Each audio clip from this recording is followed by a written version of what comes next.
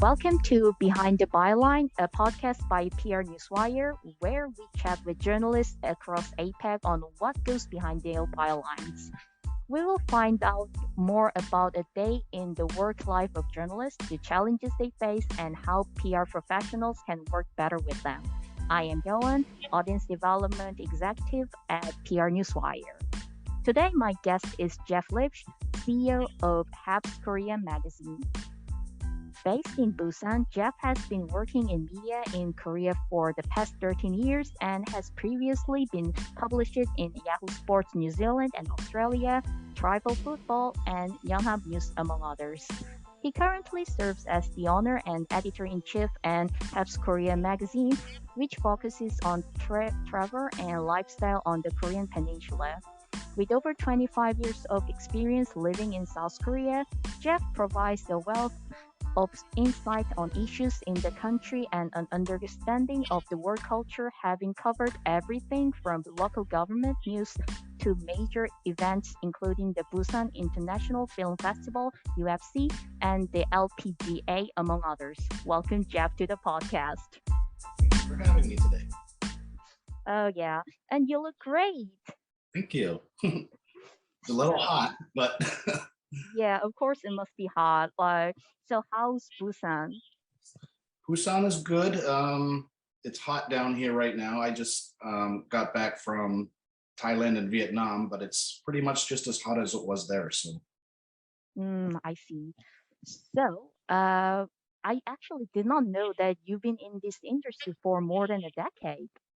Yeah, I can't sometimes believe it either. It's gone by really fast. Okay, so can I ask what inspired you to become a journalist? It's kind of interesting because I never really did inspire to become a journalist. I was actually starting out in PR, more surprisingly. I actually graduated, my bachelor's degree was in communications, PR, and journalism. However, I actually focused a bit more on the PR aspect. I was actually more interested in that. Mm-hmm. And I was one of the first students ever actually at my university to find this program that we had an exchange program with Wayne State University in Detroit. Okay. And so I ended up going there and taking a few PR classes actually that got me more interested. And then the group of friends that I met at the school really got me more interested in doing PR stuff. So that's kind of what I was more focused on. Becoming a journalist, I guess, was when I joined the magazine back in 2009. And that's kind of how I had to switch everything that I had learned and kind of go back into learning journalism style of writing. Oh, interesting. So you started as a PR professional, then switched it to journalist. Right. So, as a journalist, what do you think? What are the perks of being a journalist? There's quite a few. I mean, obviously, it's getting a lot of access to events that most people obviously don't get access to. Being able to talk to people from a lot of different industries. So I deal with everything from local business owners to major events and interviewing athletes, interviewing celebrities, and again, interviewing anything from hotel managers to business people. So, I mean, obviously the perks are being able to have access to events and access to people. I see. So, oh my gosh, I envy you. Actually, that perks is perks are the things I want to have. Okay, third question. So what brought you to Haps Magazine? So in 2009, the magazine actually started out as a more local magazine, which was called Busan Haps. And this was started by two guys. One is Bobby McGill of, he's now the owner of Branding in Asia magazine and also Think Content Asia. And another guy named Mike Schneider who was running a pretty successful chain of bars here. So they actually noticed that there was a lack of English material here. And at that time, Busan was just kind of starting to get more exposure to the world, I would guess. So it was actually really good timing. So when they did the first issue, I actually ran into Bobby, who was distributing it at the time, and I looked at it and became interested in joining, so I ended up joining it. And then after about 7.5 years of doing the print, we had brought on more people as well, but I joined after the second edition. And in, I believe it was 2008, 17 or 18, I honestly can't remember the years now after the COVID. Oh, it's okay. Yeah, but I ended up taking over the magazine, and I brought a Korean partner in with me, and that's when I kind of rebranded the magazine to change the name to Haps Korea, to kind of get away the focus of just it being only about Busan and it being more about stuff on the Korean peninsula. So the first thing I did actually was stop the print, because most people at that time in Korea were actually stopping doing print magazines and just focusing more on the web, where there was obviously easier to get material out faster, because we were doing a bi-monthly magazine. So with about 5,000 copies. So it was actually a lot easier to do a website where you could put out information more every day. And it was just the way that, again, like with Facebook starting and all these other social media companies starting, it was just the way that it was changing to, and so we changed quickly as well. I think that was a very brilliant choice you made. And so I actually have one more question. Then why Busan? Like, what brought you to Busan, South Korea? Again, a long story, just to make it quick. So I was doing, Okay. I'm from Canada, but I live on the border of the US, the Windsor-Detroit border. And I was actually doing an internship at a PR company, at one of the biggest PR companies in Detroit. But unfortunately, when it came time for the visa, it didn't really work out. So I was thinking about my options, and then decided to actually go over to Korea to teach for a year. And that year turned into 25. Oh, So yeah, it, it's been a long time here, but Busan is a good city. It's actually kind of a unique city, I think, because it's located in the southern part of South Korea on the coast, but we have 7 beaches and the city is surrounded with mountains. So it's something that is quite, I think, unique for inside an actual city. You don't get a lot of that. So indeed. Yeah, I myself am from Busan, so I totally agree with that. It's a very unique city and beautiful city. right, and plus it doesn't snow here, so that's also a good. Oh That's yeah, my that is biggest a good one. thing. Yeah.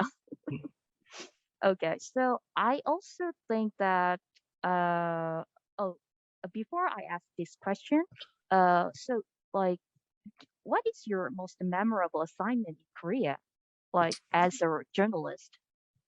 I mean, I've done thousands of stories over the years, but I think the most interesting ones that I did actually involved baseball. Oh, So a few years ago, there was a player here from America, an African American named Shane Newman, hmm and he was kind of insulted by one of Korea's biggest stars in baseball by a oh comment really? about who the toughest pitcher to hit Uh-huh. was. And he made a very derogatory comment about this. Oh, And I ended up running the story mhm, about it. I interviewed the player, I interviewed a few other athletes, mhm, friends of mine who I've known that came from America, mhm. also African American athletes, that to see Mhm. what kind of racism they had to deal with while living. Okay. And eventually, between that incident and then there was a second incident Mhm. between another player who was playing for a different team up in Seoul, and a comic that was actually drawn about him by one of the major comic Mhm. groups here that was working on Naver. Mhm. Um, Somebody had actually texted me the story, Mhm. and what happened, and screenshot it before it was deleted. It was only up for like a few minutes, but somebody captured it, sent it to me. So I ended up writing that story. And then because of these incidents, the National Human Rights of Korea actually got involved into this. Okay. And gave the suggestion that the sports leagues should start doing kind of training to learn about how to deal with other cultures and racism and things like that. So I think that one was kind of my most memorable because it gained a lot of traction, not only in Korea, but it got picked up by a lot of different organizations overseas, especially America. So I think that one would probably be my most memorable. Yeah, I mean, I think that was a very tragic event, but also a very a great thing that you did as a journalist. Yeah, I mean, I think especially at that time, I think it was around 2014 or 15, I think it was. Oh. And it was a time when Korea was really starting to become more global. But incidents like this, and I mean, there's been a lot of incidents in K-pop and on TV where stuff that used to be kind of not noticed because it was only in Korea started to get noticed because there's so much more international interest in South Korea now. So that when K-pop artists or when athletes or when drama or movie stars kind of make a kind of cultural mistake, they get called out on it now. So it's something that Korea really had to take a deep look at themselves and learn, especially the big companies who are producing a lot of this culture content, and really take a deep look at what they're putting out and the way that people were acting, I guess, and kind of it was a good, I guess, lesson in how to deal with other cultures around the world more acceptably. I think that is something we can call like a good influence of journalism. Yeah, I mean, it wasn't just the journalists calling it out on, it was also the fans. But I mean, it getting picked up and it getting noticed was something I think that journalists were able to help spread the word around, and then not kind of try to embarrass Korea, but just to get them to learn to understand what they were doing was wrong. Yeah, totally. So it's somewhat related question, but I bet there are also the difficulties you have faced in Korea as an English speaking journalist too, right? The culture shock is more about, I guess it was more about the writing style between the foreign press here and I guess Korean journalists. I find that Korean journalists tend to put more of a personal opinion into their stories. Oh, okay. Rather than just kind of delivering the facts of what's happening. So for me, that one, and also the libel laws in Korea are very strict. So if you don't know much about Korea, you can not usually publish the names of people or restaurants, business names, schools, anything that would defame somebody or affect their business. You're not allowed to put their name in it. So it was always kind of interesting to read Korean journalists doing something where it would not have a person's name who did something wrong, but be like K Momo Shi or this Momo Shi or this Momo Hakyo. I mean, people kind of, I think, know what it is and who it is, but you're not allowed to publish it. So it kind of takes away, I think, from people actually getting to know what the real issues are when you're not allowed to publish kind of the real information. Because I always get people, like, for example, we had a story about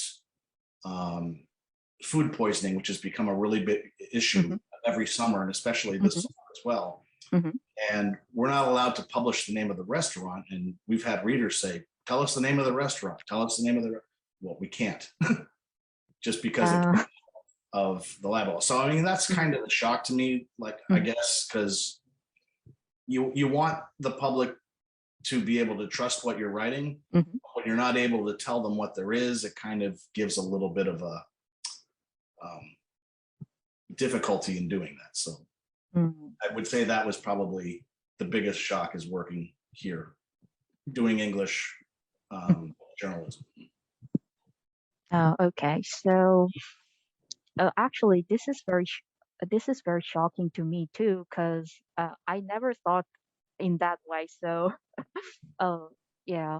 So, okay, then how about like let's talk about like a Haps Korea magazine itself. So, what seems to be essential for a local foreign language magazine to gain readership? I think the best way to do it, and what we've done, is that we try not to really go against what the major newspapers are publishing. So we're looking more at digging deeper into the city of Busan. So we've done everything from best places to live. We started that series during COVID, where we would take different areas of Busan, and when people were coming to look here, they would be able to have at least an idea of the different areas. I think it's also essential to network, probably most important. You really need to have a big network of people where you can be able to talk to people from different fields, different businesses. They also help you get connections into other people. So we've actually we started our first network event last month. We also have the European Chamber of Commerce down here who does networking events. So that's been a good way to network. But I would say, like, getting the networking and then finding out the information to put out that's interesting to the people here, the people who are interested in coming here. Also, being able to see what the city does compared to what we do is very different. So the city actually knows who we are, what we do. We work with a bunch of different organizations in the city that we've again established contacts with the English radio, the city news, the city magazine, the tourism organization. So working with them just to help, again, get more support, I guess, for being able to show what Busan actually has, and not just Busan, but also the region and a lot of the country. So it's important to get exposure, to get read. We also actually have quite a large international audience. I would say actually almost half of our readership is, or more, is actually international. Oh, that's interesting. Yeah, so it's important to get your SNS out and done correctly. Being able to follow your analytics, I mean, for years I was always really going into the analytics and seeing what people are reading, being able to focus on different stories, which I thought would be more interesting. But again, just following what is happening. Again, not just with news, but with it's everything. It's down analytics, getting your SEO down perfectly, and just being able to put out stuff that people will be interested in reading. I see. So that actually deals more with data also, right? Right. I mean, so we have stories that we've published even years ago that still get hits every day for people searching for certain things. So when one of our most, like I said, stories like that is about Korean baby names. Oh. And we were one of the only sites, I guess, that actually did a couple stories about what are the most popular baby names of that year. And so I guess when people are looking for Korean baby names, we're the ones who pop up all the time. So yeah, I mean, that's very interesting. So you're looking into the data and analytics to develop more readership. I mean, that's very scientific and also very, oh my gosh, I lost my words really. And so you also mentioned about pandemic too, because it's been almost 3 years, right? Right. Yeah. So how did the pandemic actually affect the news and readers of Haps Korea magazine? So how did you cope with the challenges? We were actually kind of event based a Hmm. lot more before the pandemic happened. And then when all of a sudden there was no events, Yeah. um, I really had to take a look at what I was doing. And so what I did was kind of expanded Hmm. our coverage more that outside of Busan. So we started focusing a lot on the Ulsan and Gyeongnam regions. And again, looking more around Korea for articles and stuff that we could write. So because of that, it really changed the way that I did the magazine. We actually, I mean, surprisingly, I'm actually publishing more articles now than before the pandemic, Oh, okay. just because of the expansion of the regions that I'm covering. Mhm. So it just was a readjustment and a good look to what I thought was going to be able to expand our readership, Mhm. keep the amount of stories we were publishing daily, and it actually worked out really well. So that's how I guess we dealt with it. I mean, I think you dealt with it pretty much well. Like, so if you write more stories, then I guess you also get inspiration or like a write stories based on like a press releases. So can I ask like a what you share your would you like can I ask like your experience and opinion on well written press releases too? Okay, again, this is a big difference between Korean ones and English. Oh, I okay. get, I get a Mhm. lot of press releases either through my mail or I'm Mhm. also searching every day through press releases from different local governments. Okay. Um, so I'll do a lot of the stuff in English that I get through Newswires or I get Hmm. through different companies who send them to me from many different countries, not only just Korea. Hmm. But I mean, the Korean ones I deal with for me, um, they tend to use a lot more symbols in their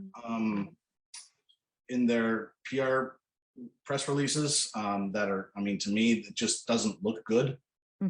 I don't know if you understand what I mean, but they're always using like this Oh, yeah, right. box, Yeah. triangle box instead of Hmm. bullet points. They use a Hmm. lot of brackets. They use like little telephone symbols. They don't hyperlink a lot of their uh, website links that they're trying to put out. Hmm. So it's a little bit frustrating that I have to go and readjust everything to the way that I need it. Hmm. But again, like the well-written press releases, I always look for something that looks professional. For me, it's always something that, again, it's the subject, if I'm going to click it or not, because again, getting hundreds of these, a well-written subject that grabs your attention is very important. Hmm. And also, I would say for me, I prefer images that are actually sent separately from the press releases that are not actually embedded into the press release. Hmm. That's ones that I actually prefer to look to open and look at. Yeah, I see. I think the characteristics of Korean press release in a bad way is are kind of found more in government or like any organization related press releases, not from yeah for like a private or company. The private company, yes, especially the government does that. Hmm. I should note that as well. But yeah, the private companies, because I get a bunch of Hmm. ones from the different film festivals and from Hmm. different sporting events and things like that, and they're usually much better, more. Oh, I see. Okay, so then like how can PR professionals catch the attention of journalists through their media pitches, like including like a press releases? Again, I think it's just keeping it short but Hmm. specific. Um, Nobody wants to read too much these days. I think You're right. everything, if you put it just short and succinctly, that Hmm. and again, and this is one thing with the government PR pitches, is that they really tend to put out really bad photos. So using really high quality photography and photos for your events and things like that are really big, again, for me, because I need to use the image on my site. And if the image doesn't look good, then I might not want to use it or use it for a story, or I might not even print the story just because of the image is so bad. So again, for me, image is very, very important. The images. Like high resolution images. Right. Yeah. So, I mean, a lot of the ones from the government are just somebody on their iPhone. They're not even editing the photo a lot of times. So I mean, the quality of the photo doesn't look good. So, and if it doesn't look good, I might think twice about publishing the story or not. And for the government agency, they're going to lose their chance to have their information out just because they didn't take the time to take a quality photo. I mean, again, for me, I have photos on every article that I do. So for me, the photo is just as important as the text. It is. Like, so I totally agree with that. And actually, we got through lots of questions, and this is actually the final questions. Okay. Yeah, yeah, that was fast. So, what upcoming trends in 2022 are you keen to cover? Okay, so again, Busan is in the running for the 2030 World Expo bid Yeah. right now, and that's kind of the biggest thing that's happening here. So it's kind of interesting to see the way that Korea is preparing for this bid. And now there was 5 cities, it's down to 3 because of the Russian war. Odessa and Moscow had to drop out. So it's down to Rome, which Rome's bid is seen to be a little bit difficult because Milan had the expo in 2015. So a lot of people have kind of said it's basically going to come down between Busan and Riyadh.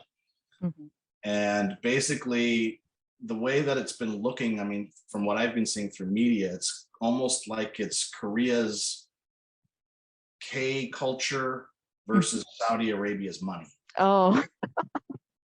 So it's going to be a very interesting bid process, I think, because there's a lot of things that are going to, I mean, Korea's using BTS, they're using Lee Jung-jae from Squid Game. Oh, yeah. They have one of their AI, Rosie, as PR ambassadors. I mean, so by that stance, you have a lot of high-level celebrity endorsement of this. They've gotten a lot of business support from a lot of the larger companies in Korea.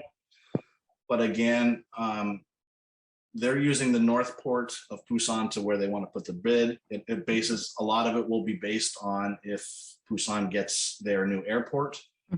And then you have Saudi Arabia, again, who just has a lot of money and can pretty much. Yeah, like, so culture versus money. That actually is a very interesting issue, really. Oh. Yeah. So, I mean, it's going to be an interesting way to see what happens with it. The bid will be announced at the end of next year, I believe. So I think, at first, I honestly didn't think Busan had a chance, just because, not because of the city, but more because the last few expos, so you had Shanghai, then Dubai, the next one's in Osaka.